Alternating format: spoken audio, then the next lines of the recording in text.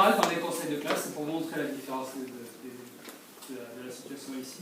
Dans un conseil de classe, on a 2 élèves, les représentants. On a quelquefois 1 ou 2 parents. On a beaucoup de professeurs, en général, dans les conseils de classe. Donc on voit bien la différence. On est bien dans un conseil de classe, mais c'est un conseil de classe complètement différent. On a tous les élèves. On a beaucoup de parents, un peu moins que la première fois, mais peut-être parce qu'ils sont venus une fois et ils pensent que ça suit. On n'a jamais de visiteurs dans les conseils de classe. Donc on est vraiment dans quelque chose, et on n'a jamais d'applaudissements d'élèves dans les conseils de classe. Voilà. Donc c'est une grande différence pour moi, parce que, enfin en tout cas, chargé de suivre tous les conseils de classe, je peux vous dire que c'est un plaisir. Donc je remercie vivement, et je félicite les enseignants, et puis le rôle des parents aussi. Parce qu'il y a vraiment cette dimension-là, qui est du sens des apprentissages, mais aussi du plaisir.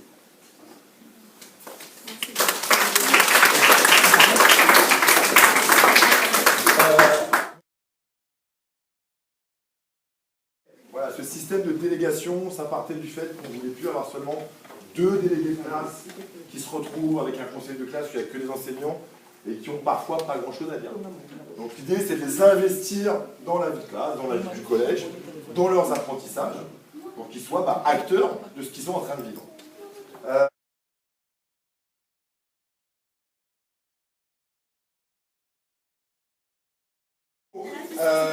Pas très long avant qu'on vous projette un petit peu la vidéo de ce qui a été fait en EPS. Ça reprend dans les grandes lignes ce qu'ils ont dit. On arrive en fin de 2e trimestre de la 6e. Donc pour rappel, c'est la fin du cycle 3, vous vous rappelez, CM1, CM2, 6e. Ils arrivent à la fin de ce cycle de consolidation. Il va falloir qu'ils consolident ces apprentissages. Pour faire un petit bilan très vite, au niveau des apprentissages, on a une classe qui est plutôt en progrès. C'est-à-dire qu'on a une classe qui est bien investie, qui est en classe fournit du bon travail et qui progresse en termes de construction de compétences. Donc ça, c'est très positif. Il va falloir garder ça au 3e trimestre. Alors il y a toujours dans un bilan du bon et du moins bon. Ce qui est un petit peu de moins bon, c'est au niveau, encore une fois, c'est un peu comme le 1er trimestre, c'est au niveau du travail de groupe et du bavardage. C'est-à-dire qu'on a encore une classe qui est, avec son dynamisme, qui est très investie, très dynamique, et il va falloir apprendre à canaliser un petit peu ce dynamisme.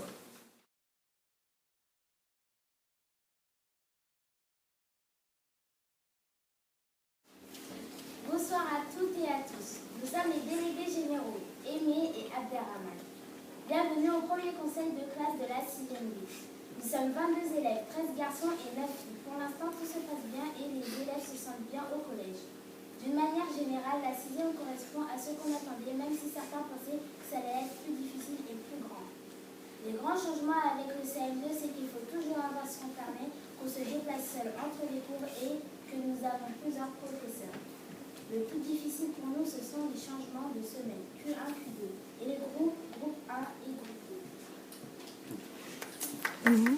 Today we present you the job in the infantry show. The cameraman will go on the film, the show to work for Military Bicycle Company, the DJ Naimed, the junker, the poet, the son of the show. His name is Arvesika, he is the director of people school, the director created the show.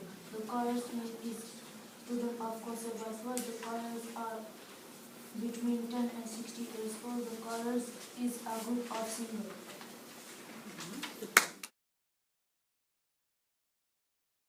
Alors donc, comme au 1er trimestre, je vous propose, j'ai essayé, et ça tombait plutôt pas mal, les élèves qui étaient passés en au 1er trimestre, passent cette fois-ci en 2e.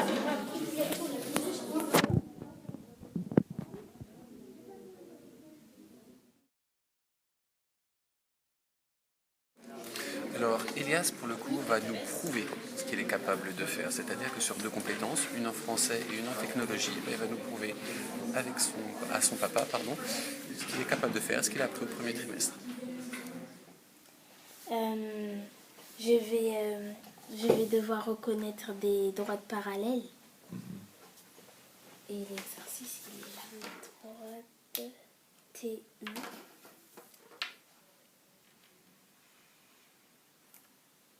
Et SL.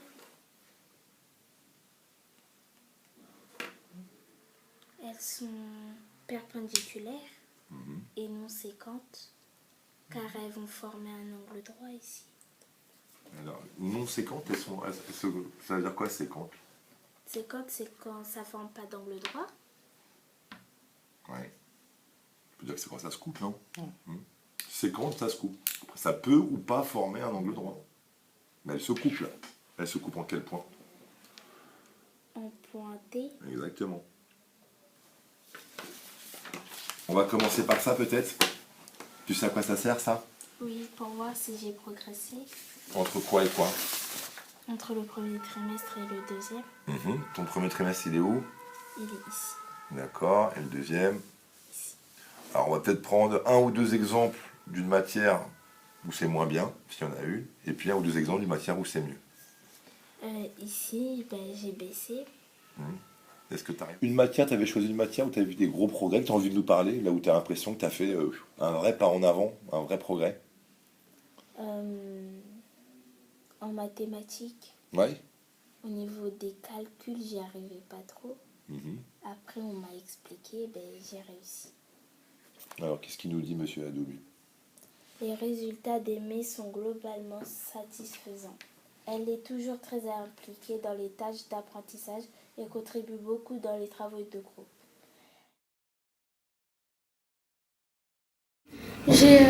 J'ai beaucoup de points forts. Je suis un bon collégien, je suis normal, comme tous. J'ai une bonne réussite en classe. Je maîtrise bien le français, je parle bien le français normalement.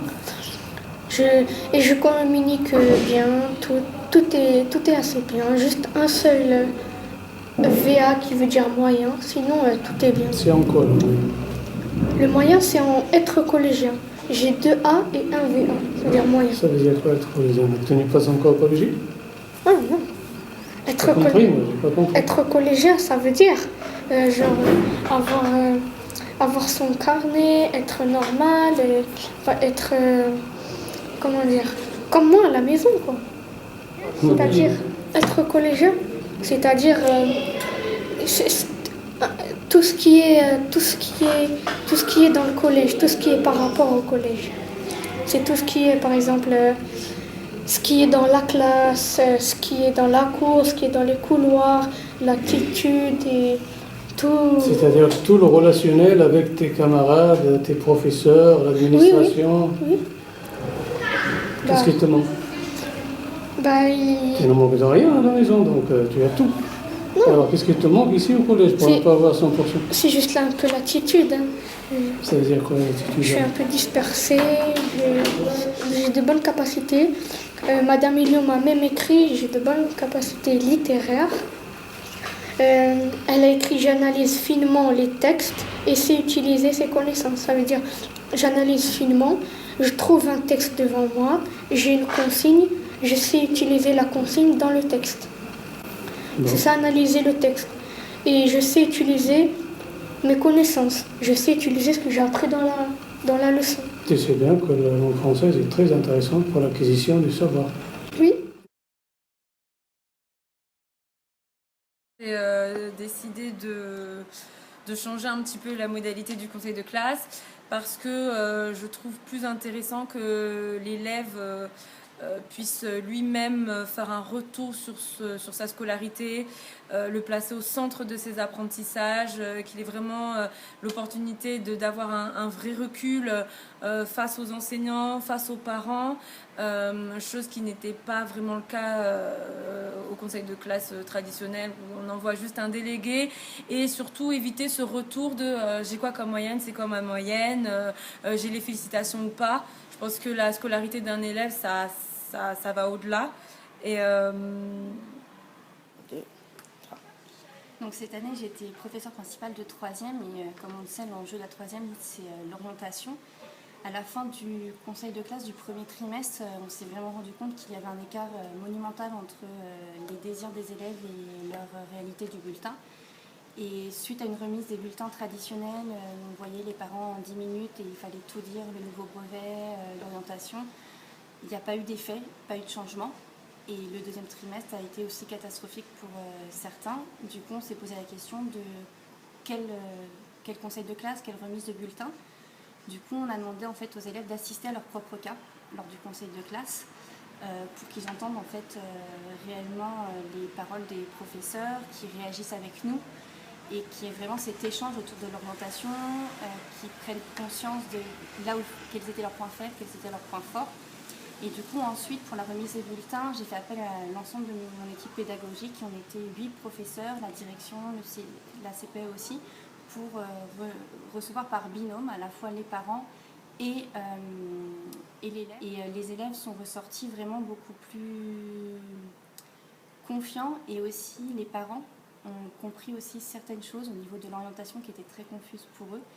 Et on a vu de réels changements au 3e trimestre pour nombre d'élèves, ce qui est vraiment très encourageant. Et les élèves nous ont dit qu'ils étaient angoissés, bien évidemment, lors de leur conseil de classe, mais qu'ils avaient vu ce qu'on attendait en fait d'eux. Comment vous avez vécu les conseils de classe de cette année de 6e? Pour moi, c'était nouveau. C'était nouveau dans le sens où ça nous a permis de rencontrer les professeurs et les parents en même temps, ensemble. Ce que je n'ai pas vécu dans les autres collèges. Et j'ai trouvé que c'était bien parce que ça nous a permis d'avoir un contact direct avec les parents et les élèves, toute la classe réunie. Donc, ce qui nous a permis aussi de voir nos enfants dans leur élément et de voir ce qu'ils ont fait pendant toute l'année. Ceci dit par eux, avec leurs propres mots et par les professeurs. En même temps, c'est vrai, j'ai déjà le trac. Oui. Donc je disais, ouais, c'est atypique et c'est super bien parce qu'on peut vraiment voir ce que les enfants ils ont fait. On est vraiment impliqués, alors qu'en général, un conseil de classe, c'est vraiment entre les professeurs et, on va dire, les délégués. Donc on ne sait pas trop ce qui se passe. Et là, je trouve ça très bien. En plus, on peut parler aux professeurs, savoir ce qu'ils ont fait et tout. Je trouve ça bien. Franchement, je trouve ça bien.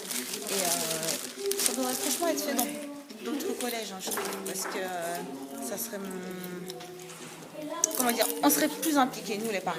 Voilà. En gros, c'est surtout une histoire d'implication.